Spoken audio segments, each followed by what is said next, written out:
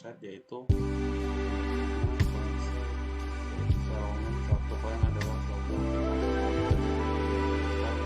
berjalan pada satu komputer lokal dari pengguna atau workstation dan terhubung ke suatu server. Basic programming adalah program yang bisa pada web yang dijalankan sebaliknya pada sisi lain oleh web browser. Hal ini dilengkapi dengan server-side scripting.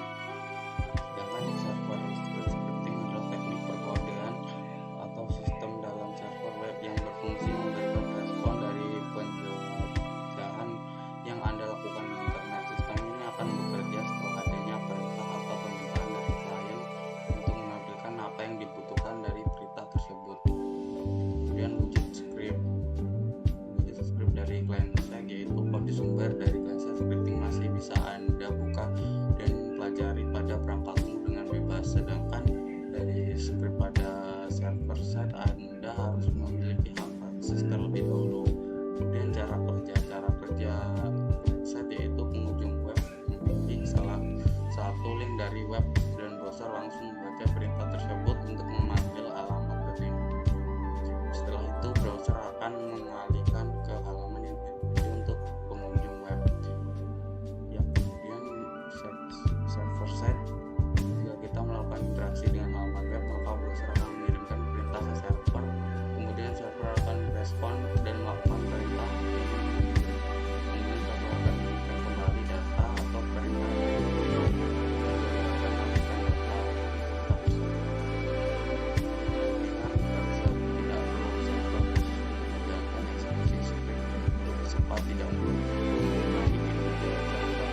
sedangkan server side data lebih aman karena sudah menjalankan di server dari segi aman lebih menjamin dibandingkan dengan client-side programming. Kemudian bahasa pemrograman dari client-side, yaitu HTML, CSS, JavaScript, dan XML. Dari server side yaitu PHP, ASP, ASP.NET, PHP, dan Python. Kemudian dari tugas temu 2, melakukan pemasangan tools seperti Sublime Text dan melakukan foto bersama laptop yang sudah terinstall tools tersebut. Yang ketiga, melakukan pemasangan web server lokal atau localhost seperti XAMPP dan melakukan foto bersama laptop dan aplikasi yang terpasang. Kemudian yang keempat, melakukan login di gitlab.com sesuai akun masing-masing, kemudian buat sebuah proyek baru dan melakukan invite pada dosen pengajar. Yang kelima, sama seperti yang kedua, melakukan pemasangan tools seperti Sublime Text dan lain-lain. Dan tugas temu 3, buatlah artikel yang bahas tentang hypertext markup language HTML yang meliputi hal-hal terkait HTML, misal dari sejarah penemunya, pengertian, versi-versinya, fitur-fiturnya, dan lain-lain. Silakan dikembangkan sendiri. Penjelasannya, hypertext markup language atau HTML adalah bahasa markup yang digunakan untuk membuat halaman web. HTML adalah sebagian penting dari setiap situs web, memungkinkan pengembang web untuk membuat halaman web yang menarik dan fungsional.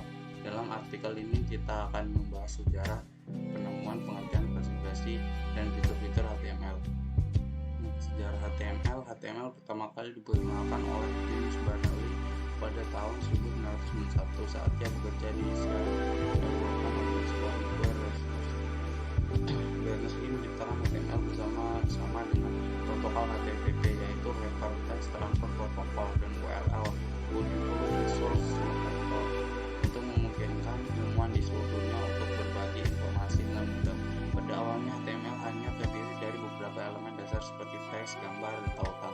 Tapi seiring berjalannya waktu, HTML berkembang menjadi bahasa markup yang lebih kompleks. Kemudian penemuan HTML. Tim Berners-Lee menciptakan HTML bersama-sama dengan browser pertama yang disebut World Wide Web, yang memungkinkan pengguna untuk menavigasi dokumen-dokumen yang dibuat dengan HTML. Berners-Lee menciptakan HTML sebagai cara untuk berbagi dokumen di antara para ilmuwan di seluruh dunia, dan HTML terus berkembang sebagai bahasa markup yang digunakan untuk membuat halaman web. Kemudian pengertian HTML. HTML adalah bahasa markup yang digunakan untuk membuat halaman web. Bahasa markup adalah cara untuk menambahkan anotasi pada teks untuk memberitahu browser bagaimana teks tersebut harus ditampilkan dalam HTML. Anotasi ini disebut element, dan mereka digunakan untuk menunjukkan bagaimana teks dan media lainnya harus ditampilkan pada halaman web. Kemudian versi HTML, ada beberapa versi HTML yang telah direquest sejak pertama kali diperkenalkan pada tahun 1991. Versi pertama HTML adalah 1.0 yang sangat sederhana dan hanya memiliki beberapa elemen dasar. Versi selanjutnya adalah HTML 2.0 yang dikembangkan pada tahun 1995 dan memungkinkan dan menambahkan beberapa elemen seperti formulir. Kemudian HTML 3.2 rilis pada tahun 1997 dan menambahkan jenis banyak elemen dan fitur seperti tabel dan cascading style sheet atau CSS. Versi selanjutnya adalah HTML 4.01 yang diperkenalkan pada tahun 1999 dan merupakan versi HTML yang paling banyak digunakan saat ini. HTML 5 adalah versi terbaru HTML yang diperkenalkan pada tahun 2014 dan menambahkan lebih banyak fitur seperti video dan audio. Kemudian fitur-fitur HTML memiliki banyak fitur yang berguna untuk membuat halaman web yang menarik dan fungsional. Beberapa fitur HTML yang paling termasuk elemen seperti teks, gambar, dan tautan, serta elemen yang digunakan untuk membuat tabel, formulir, dan media seperti video dan audio.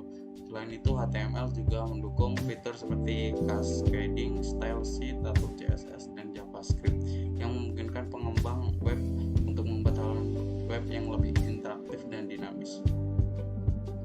Kemudian tugas nomor 3 yang kedua, memformat paragraf dengan HTML.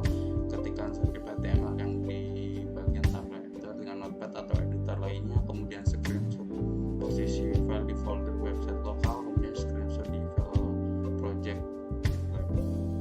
Kemudian yang ketiga, penyetakan huruf dengan HTML sama seperti yang sebelumnya. Dan yang keempat, teks pangkat atau bawang dengan HTML sama juga sebelumnya. Yang kelima, tab ganti baris dengan HTML sama seperti sebelumnya. Kemudian tab font di HTML sama seperti juga. Yang keempat, menyisipkan gambar dan acor di HTML sama seperti sebelumnya. Yang ke-8, pemformatan tabel di HTML, caranya sama seperti sebelumnya. Terus ketemu di div di HTML yang menampilkan view data DD. Ketika script HTML yang di bagian tabel yang terkoneksi atau terlihat, kemudian screenshot posisi file di folder pada website global, kemudian screenshot posisi file di folder project GitLab. Sekian